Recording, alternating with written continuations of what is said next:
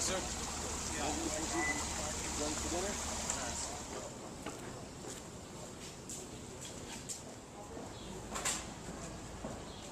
Waiting on some more people for the taxi?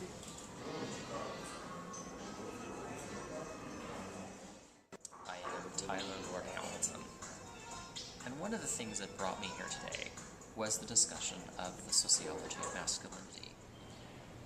Growing up as a child, I was one of those boys that liked picking flowers for his mommy. I wanted her to feel appreciated because Dad was always working to keep food on the table and a roof over the head.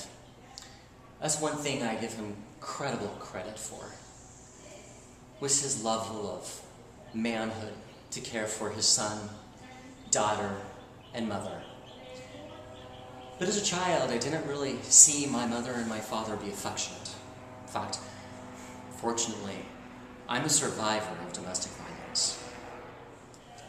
What we want is we want men to have a place of safety to come forward, to talk about their breaking down of their masculinities, their new war on masculinity. What does it mean to be a man of integrity? This is imperative for all of us. All my life, I've struggled to prove my sense of masculinity to the country. And in that struggle, I hurt a lot of people's feelings. I didn't know how to articulate my feelings. I didn't know how to communicate what I needed.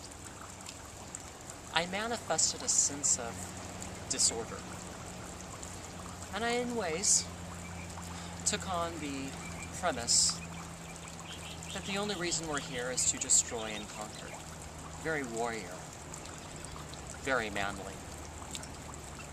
But if we're looking at one of the most expectant things in society to be a man, we have to create a safe environment for men to confess their feelings, their faults, the things that have happened and gone wrong with their children, their loved ones, their colleagues, and even their wives. What is fair to society is to look and take a very deep introspective inventory of who we are as human beings.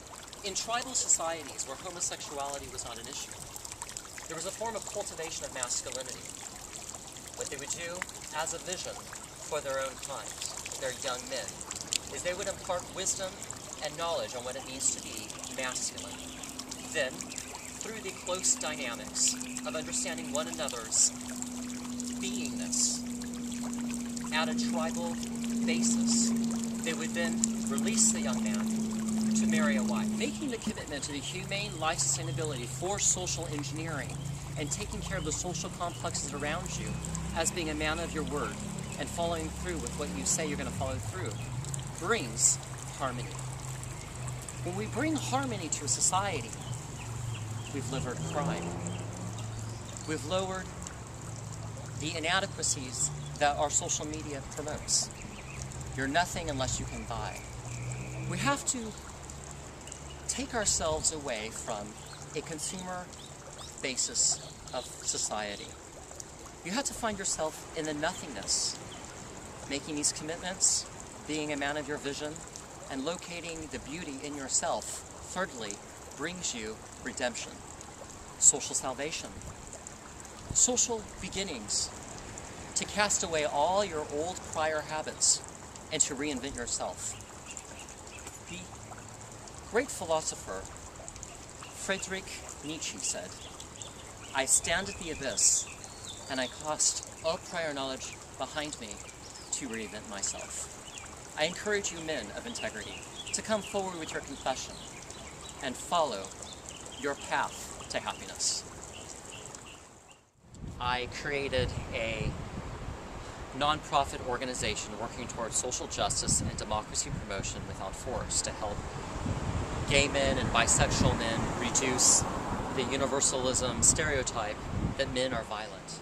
We have a lot of human rights for transgender, cross-dressing, to reduce bullying, homophobia, hate crime, and all of this is, of course, linked to the culture of war, and war crime is what we're infamous known for in the Western civilization. If we're looking strategically at gay-straight alliance, we can't afford to have 8 out of 10 people afraid to be seen with a gay, out-of-the-closet homosexual, such as myself. So, how do we create social engineering? I would like to create a little bit of socio-inquiry.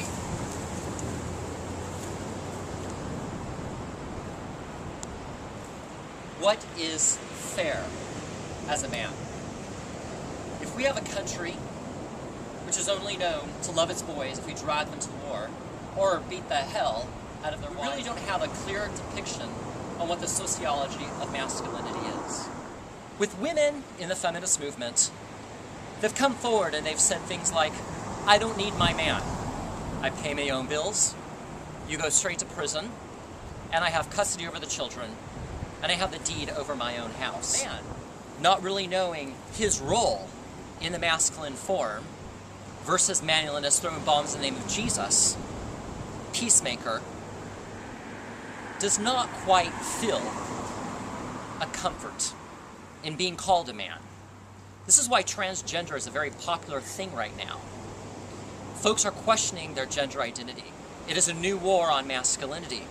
And the social constructs saying that I'm a man because of this X amount of money or this X amount of muscles on my body, whether it be construction or Wall Street, is not really a true definition of any humanity at all.